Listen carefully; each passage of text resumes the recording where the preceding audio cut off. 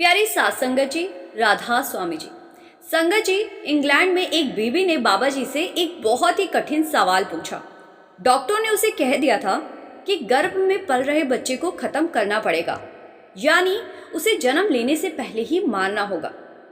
जब बाबा जी के सामने ये बात रखी गई तो उनका जवाब इतना गहरा और चौंकाने वाला था कि जो भी सुनता हैरान ही रह जाता। पहली बार इतना कठिन सवाल बाबा जी के सामने आया था जी। पूरी बात क्या है, हम आपको विस्तार से इसी वीडियो में सुनाने जा रहे हैं जी। कृपया ध्यान से सुनिए जी।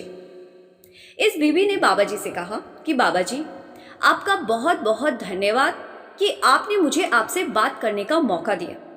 मुझे इसकी बहुत ही ज़रूरत थी। बाबा जी, मेरा एक बेटा है जिसकी उम्र 1.5 साल है और आपकी कृपा से मेरा परिवार बहुत अच्छा चल रहा है। अब मैं फिर से प्रेग्नेंट हूँ, लेकिन मैं बहुत बड़ी परेशानी में हूँ।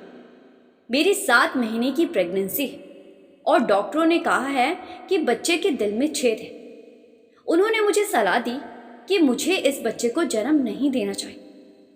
हम इंडिया के डॉक्टरों से भी सलाह ले रहे हैं, हर संभव कोशिश कर रहे हैं, लेकिन बाबा जी, मैं बहुत परेशान हूँ। मैं अपने बच्चे को जन्म देना चाहती हूँ। हमें समझ नहीं आ रहा कि हम क्या करें। कृपया आप हमारा मार्गदर्शन करें। बाबा जी ने पहले सिर हिलाया, फिर बहुत ही स्पष्ट शब्दों में फरमाया। बाबा जी कहते हैं कि बेटा, जब हमें किसी को इस दुनिया में भेजने का अधिकार नहीं है तो हमें उसे मारने का भी अधिकार नहीं है। पता नहीं कौन से डॉक्टर है जो तुम्हें ऐसा कह रहे हैं। मालिक ने हमें जो जिम्मेदारी दी है उसे निभाना है, बच्चे की सेवा करनी, उसे इस दुनिया में आने देना है।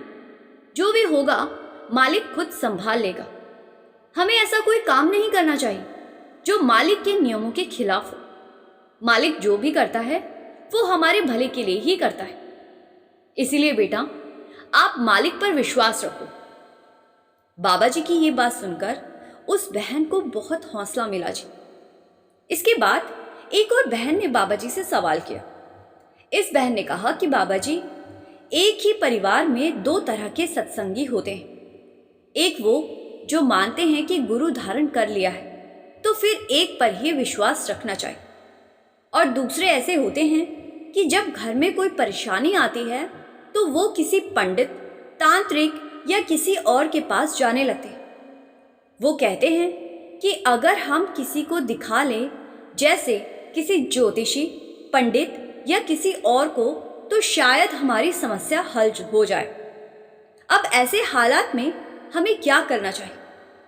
हमें किसकी बात माननी चाहिए? कई बार घर में ऐसी स्थिति बन जाती है कि समझ नहीं आता क्या सही है। बाबा जी ने बड़े ही प्रेम से समझाया। बाबा जी फरमाते हैं कि बेटा, क्या कोई पंडित या ज्योतिषी मालिक की बनाई व्यवस्था को बदल सकता है? अगर ऐसा होता तो पंडितों, ज्योतिषों के जीवन में भी तो कभी दुख नहीं आने चाहिए थे। बाबा जी आगे फरमाते हैं कि पंडित पढ़ पढ़ दूसरों को समझाते हैं, लेकिन खुद उन्हें सच्चाई की खबर नहीं होती। फिर आगे बाबा जी ने फरमाते हुए समझाया कि बेटा, जिनके अपने घर की स्थिति ठीक नहीं, जो अपने कर्मों को नहीं समझ सकते, वो दूसरों का क्या भला करेंगे? वो दूसरों को सही रास्ता कैसे दिखा सकते? जो हमारे कर्मों में लिखा है उससे ज्यादा हमें नहीं मिल सकता, लेकिन हम सोचते हैं कि किसी को दिखाकर हमें अपने कर्मों से ज्यादा मिल जाएगा। तो ये हमारी गलत फहमी है। बाबा जी ने आगे कहा कि मालिक से बड़ा कोई नहीं है।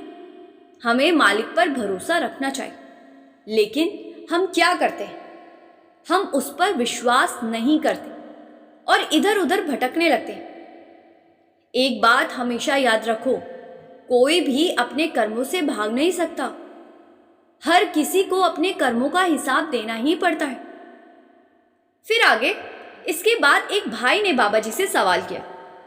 इस भाई ने कहा कि बाबा जी, आपने एक बार सत्संग में बताया था कि आप कहीं गए थे और वहां किसी व्यक्ति को आपने देखा था जो बाहें फैलाकर खड़ा था। आपने ऐसा कुछ कहा था? तो बाबा जी ने जवाब देते हुए फरमाया कि हाँ बेटा, मैं ग्रीस गया था। वहाँ मैं एक चर्च में गया। वहाँ एक तस्वीर लगी थी जिसमें परमात्मा बाहें फैलाकर खड़े हैं और आत्माएं उसकी ओर जा रही, जबकि नीचे काल उन्हें अपनी तरफ खींच रहा है। फिर उस भाई ने पूछा कि बाबा जी, जब हम आपके पास आएंगे क्या आप भी हमारे लिए ऐसे ही बाहें फैलाकर खड़े होंगे? तो बाबा जी ने बहुत ही सुंदर जवाब दिया जी। बाबा जी फरमाते हैं कि बेटा, परमात्मा तो हमेशा ही बाहें फैलाकर खड़ा है, लेकिन हम अपनी करने के द्वारा ही उसके पास पहुंच सकते हैं। लेकिन हम क्या करते हैं? हम जिम्मेदारी दूसरों पर डाल देते, खुद मेहनत नहीं करते। हम चाहते हैं कि हमें मंजिल भी मिल जाए, लेकिन प्रयास ना करना पड़े। अगर वहां पहुंचना है तो करनी ही पड़ेगी। फिर आगे इसके बाद बाबा जी ने उसे विस्तार से समझाया। बाबा जी फरमाते हैं कि अब मान लो आपको भूख लगी है और आप बस लफ्जों में रोटी रोटी कहते रहो, तो क्या आपकी भूख कभी मिट सकती है? उसके लिए आपको रोटी बनानी पड़ेगी, फिर खानी पड़ेगी, तब जाकर आपकी भूख शांत होगी। कम से कम 2 घंटे हम सिमरन के जरिए अपने मन को साधते हैं, उससे लड़ते हैं और उसे केंद्रित करते हैं। जब मन थोड़ा स्थिर हो जाता है तब हम उसे धीरे धीरे धुन की ओर ले जाते हैं।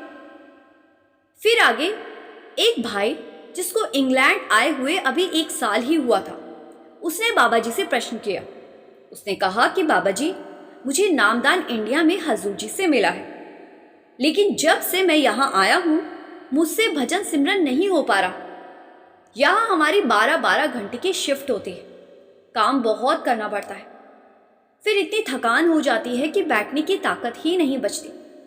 इस वजह से भजन सिमरन छूट जाता है और फिर मन में पछतावा भी होता है कि मैं अपना फर्ज निभा नहीं पा रहा। बाबा जी, मुझे क्या करना चाहिए? तो बाबा जी ने फरमाते हुए समझाया कि बेटा, अगर हमें कोई जिम्मेदारी मिली है और हम उसे पूरा नहीं करते तो पछतावा होता है, लेकिन इसका समाधान ये नहीं है कि हम छोड़ दें। हमें समस्या से बाहर निकलना है, ना ही समस्या से हार मान लेनी है। भजन सिमरन करना बहुत ज़रूरी है। जब हम सिमरन करते हैं तो हमें अंदर से ताकत मिलती है। अगर हम ये नहीं करेंगे तो हमारे पास वो शक्ति ही नहीं रहेगी जिससे हम अपनी दुनियावी जिम्मेदारी भी ठीक से निभा सकें। इसीलिए चाहे थोड़ा ही सही, लेकिन भजन सिमरन जरूर करना चाहिए। बाबा जी ने आगे उदाहरण देकर फरमाया जी। बाबा जी फरमाते हैं कि कई बार तुमने देखा होगा कि हम 10-10 घंटे सोते हैं, फिर भी ताजगी महसूस नहीं होती, और कभी ऐसा होता है कि हम सिर्फ 2-3 घंटे सोकर भी हम तरोताज़ा महसूस करते। इसी तरह जब हम सिमरन करते हैं तो हमें भीतर से ऊर्जा मिलती है, मन शांत होता है। फिर भले ही हम 4 घंटे ही सोए, वो नींद भी पूरी लगती है। इससे भजन सिमरन करना भी आसान हो जाता है और काम करना भी। फिर इसके बाद एक बहन ने बाबा जी से प्रश्न किया। इस बहन ने पूछा कि बाबा जी, हम दिन भर में कई गलतियां कर देते हैं, कई बार अपनी ही गलतियों पर हमें गुस्सा भी आता है, ऐसे में हमें क्या करना चाहिए? बाबा जी ने जवाब देते हुए फरमाया कि बेटा, हमें अपने भीतर एक आंतरिक शक्ति विकसित करनी होगी। किसी भी परिस्थिति में हम तुरंत प्रतिक्रिया कर देते हैं, जबकि ये आदत सही नहीं है। बिना सोचे समझे प्रतिक्रिया देना तो जानवर भी करते हैं। अगर हमें ऊंचा उठना है तो हमें अपने व्यवहार पर नियंत्रण रखना होगा, और इसके लिए कीमत भी चुकानी पड़ती है। अर्थात अभ्यास और जागरूकता से ही ये ताकत हमारे अंदर आएगी। हम अक्सर बिना सोचे ही कर्म कर देते। कई बार हमारी गलतियों से या हमारी बोली से किसी को चोट पहुंच जाती और कभी नहीं भी पहुंचती, लेकिन हमें अपनी ओर से किसी को दुख नहीं देना चाहिए। ज़रूरी है कि हम अपनी गलतियों को सुधारें और ये ध्यान रखें कि हमारे व्यवहार का दूसरों पर नकारात्मक प्रभाव ना पड़े। साथ ही हमें दूसरों की गलतियों को भी दिल पर नहीं लेना चाहिए, उन्हें माफ करना सीखना चाहिए। बाबा जी ने उस बहन को और भी विस्तार से समझाया। इस तरह उन्होंने बहुत खुले और सरल ढंग से उसके सभी सवालों के जवाब दिया जी। फिर आगे एक बहन ने बाबा जी से प्रश्न किया कि बाबा जी, जब हम भजन सिमरन करते हैं तो सिमरन तो बहुत अच्छे से हो जाता है जैसे आपने आदेश दिया है, लेकिन जब मैं भजन के लिए बैठती हूँ, खासकर जब पैर मोड़कर बैठना होता है, तो मेरा संतुलन नहीं बन पाता। कभी कभी मैं पीछे की तरफ गिर भी जाती हूँ। ऐसे में मुझे क्या करना चाहिए? बाबा जी ने बहुत ही सहजता से जवाब दिया जी। बाबा जी फरमाते हैं कि बेटा, तुम दीवार का सहारा लेकर भी बैठ सकती हो। ये जरूरी नहीं है कि बिना सहारे ही बैठा जाए। मुख्य बात यह है कि हमें बैठना है और ध्यान लगाना है। अगर सहारा लेने से तुम आराम से बैठकर धुन सुन सकती हो तो उसमें कोई हर्ज नहीं है। फिर इसी बहन ने एक और बात रखी जी। इस बहन ने पूछा कि बाबा जी, जब मैं सिमरन करती हूँ तो मुझे धुन भी सुनाई देने लगती है, लेकिन जब मैं खास तौर पर धुन सुनने के लिए बैठती हूँ तो वो धुन सुनाई देनी बंद हो जाती। ऐसे में मुझे क्या करना चाहिए? मुझे ध्यान सिमरन पर रखना चाहिए या धुन पर? बाबा जी ने इसे बड़े ही सरल तरीके से समझाया जी। बाबा जी फरमाते हैं कि बेटा, जब हम सिमरन करते हैं तो हमारा मन एकाग्र होने लगता है, लेकिन जब हम धुन पर बैठते हैं तो कई बार मन भटक जाता है। इसीलिए शुरुआत में हमें सिमरन पर ध्यान देना सिखाया जाता है। इसीलिए पहले सिमरन करना ज़रूरी है, और जब सही तरीके से समझाया गया है तभी धुन को सुनने की कोशिश करनी चाहिए। फिर आगे इसी बहन ने फिर से पूछा कि बाबा जी, मुझे धुन बाईं तरफ से सुनाई देती है, ऐसे में मुझे क्या करना चाहिए? तो बाबा जी ने स्पष्ट रूप से समझाते हुए फरमाया कि बेटा, हमें इस बात में नहीं उलझना चाहिए कि धुन बाईं तरफ से आ रही है या दाईं तरफ से आ रही है। ये सब परख की बातें हैं और हम इन परखों में फंस जाते हैं। हमें तो पहले ही बताया गया है कि हमें किसी दिशा में ध्यान लगाना है, किस दिशा में ध्यान लगाना है, लेकिन जब कुछ अलग अनुभव होते हैं तो हम सोच में पड़ जाते हैं कि ऐसा क्यों हो रहा है। इसीलिए इन बातों में नहीं पड़ना है। जो निर्देश मिला है उसी पर टिके रहना है और अपने नाम और शब्द की कमाई पर ध्यान देना है। फिर आगे एक भाई ने बाबा जी से प्रश्न किया। इस भाई ने कहा कि बाबा जी, मैं लंबे समय से सत्संग सुन रहा हूँ, लेकिन आज तक मुझे नामदान नहीं मिला। मैं अब तक इससे वंचित ही हूँ। बाबा जी ने उत्तर देते हुए फरमाया कि बेटा, सत्संग सुन लेने के साथ हमें उस पर अमल भी करना है, खुद को लायक बनाना है। समय आने पर मालिक बख्शिश जरूर करेगा। संगत जी, अब ये कुछ सवाल जवाब है जो बाबा जी और संगत के बीच हुए थे जी। एक भाई ने बाबा जी से सवाल किया कि बाबा जी, मैं पिछले 4 साल से सेंटर में सेवा कर रहा हूँ। तभी से मेरे मन में एक बात बार बार आती है। मैं पेशे से फाइनेंसर हूँ, लोगों को पैसे उधार देता हूँ और उस पर ब्याज लेता हूँ। कई लोग कहते हैं कि ये गलत काम है और इसका अंजाम भी अच्छा नहीं होगा। बाबा जी, क्या इस तरह ब्याज पर पैसे देने से कर्म बनते हैं? तो बाबा जी ने बहुत ही सरल और सहज ढंग से फरमाया जी। बाबा जी फरमाते हैं कि बेटा, बात को समझने की ज़रूरत है। हम खुद भी तो बैंक से लोन लेते हैं, गाड़ी लेते हैं, तो किश्तों पर ही लेते हैं ना। अगर ऐसा है तो फिर बैंक पर भी कर्म बनने चाहिए। ब्याज पर पैसे देना एक बिजनेस है, इसमें कोई गलत बात नहीं है, लेकिन एक बात का ध्यान ज़रूर रखना चाहिए कि जो भी करो न्याय और ईमानदारी के साथ करो। किसी के साथ गलत मत करो, किसी के साथ छल कपट मत करो। उतना ही ब्याज लो जितना उचित हो, ज़रूरत से ज़्यादा मत लो और किसी का फ़ायदा मत उठाओ। फिर इसी भाई ने दूसरा प्रश्न किया जी। ये भाई कहता है कि बाबा जी, आपने एक बार सत्संग में कहा था कि चाहे 5 मिनट ही बैठो, लेकिन रोज़ बैठो, और रोज़ बैठना ज़रूरी है। आपकी कृपा से अब मैं 2.5 घंटे तक बैठ जाता हूँ, लेकिन अभी तक मुझे अंदर से कुछ अनुभव नहीं हुए। बाबा जी ने मुस्कुराते हुए समझाया कि बेटा, हम फिर परख में पड़ गए। जैसे कोई समुंदर में एक बूंद डाल दे और कहे कि मेरी बूंद तो मीठी थी, लेकिन समुंदर तो वैसा का वैसा ही है। अब तुम ही बताओ कि एक मीठी बूंद से समुंदर मीठा हो सकता है?